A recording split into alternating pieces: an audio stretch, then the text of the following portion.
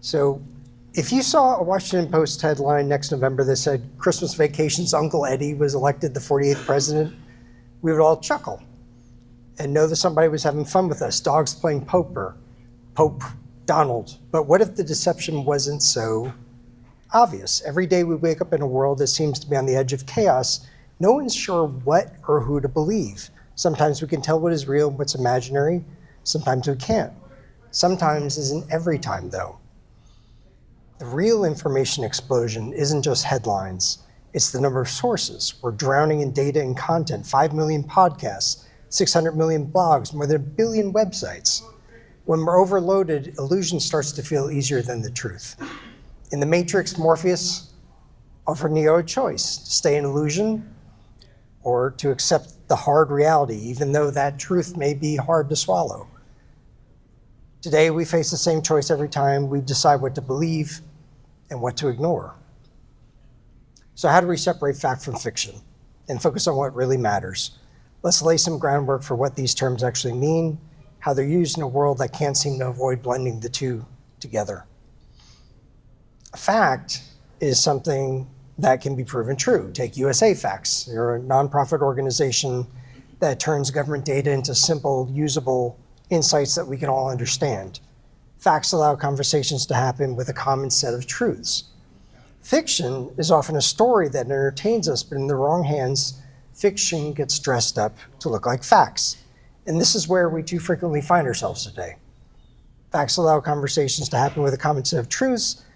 Stories are told by people whom you inherently trust. But throughout the eras, misinformation tends to share 3 traits: playing on one's emotions, villains you can demonize, and ways to broadcast the message, whether that be through the media, from the pulpit, from the boardroom. The technology changes, but the psychology doesn't. We saw it during the pandemic, miracle cures for COVID that were disproven. When misinformation spreads faster than science, it doesn't just confuse, it can cause real harm. Disinformation is worse than misinformation. It's intentional. It's fiction masquerading as fact, to mislead, divide, confuse, and control. Remember Kellyanne Conway and her alternative facts? Disinformation is preferred weapon of authoritarian users. It's not abstract either. It has consequences. Disinformation not only conceals the truth, it creates an artificial reality. And now AI is pouring fuel on the fire, cloning voices, generating fake images, warping reality faster than we can fact check. AI may be the greatest force for good, but it can also be the greatest disruptor in a functioning democracy. It's not just us either. Children grow up surrounded by this noise. If they can't tell fact from fiction, they'll inherit confusion instead of clarity.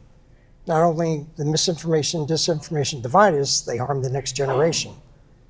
From Manila to Moscow to Maryland, the danger posed by misinformation and disinformation isn't just an American problem either. It's around the world.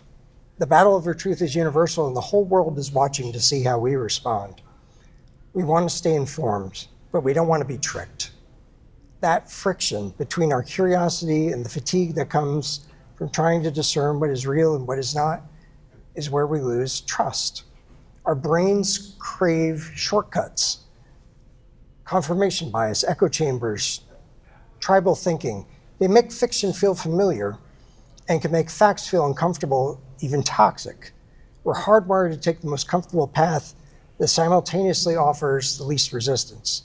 Fortitude is the courage to pause, to reflect before reacting, to seek truth, not validation. Fortitude isn't blind faith, it's the courage to believe that trust can be rebuilt. Fortitude is the adult in the room when everyone else acts out. Once upon a time, truth had a face and we trusted it. Newsmen like Walter Cronkite, we would tune into every night, and most Americans trusted what they saw, what they heard. That kind of shared trust is rare today. Our nation was built upon trusted institutions. We created universities and libraries and journalism, not to control truth, but to protect it. These institutions don't just preserve facts, they preserve context. And without that context, facts just become lifeless words on a page. Consider your media diet, okay? And review what feeds your mind. A shared diet that's rich in truth and seasoned with broad perspectives may be the answer for an electorate that thinks it's choosing a fulfilling happy meal that really provides empty calories and false hopes. So seek the truth, speak the truth, and be the rebel.